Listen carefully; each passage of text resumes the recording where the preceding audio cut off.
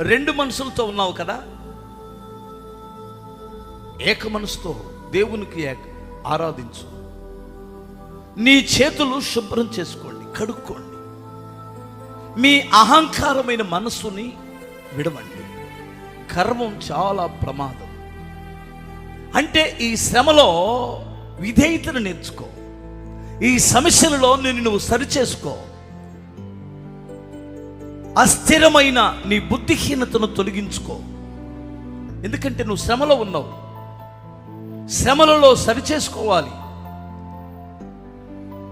ఒక బంగారం అగ్నిలోకి వెళ్ళిందంటే అది మెరుగుపరచబడాలి.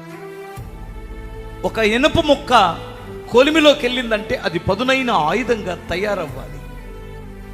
శ్రమలు నీకు వచ్చింది ఎందుకంటే ఈ శ్రమలలో సాతానుడు అనుకుంది ఒకటైతే నువ్వు ఇంకొక రకమైన ఆయుధంగా, వాణ్ణే పొడిచే ఆయుధంగా నువ్వు తయారవ్వాలి. యేసునామములో నిన్ను నువ్వు తగ్గించుకో. ఇప్పుడు ఈ శ్రమలలో, ఈ సమస్యలలో, ఈ కష్టాలలో అహంకారముతో ఊగిపోవద్దు. బుద్ధిహీనతో దేవుణ్ణి విడిచిపెట్టొద్దు. భక్తిలో సన్నగిల్లొద్దు.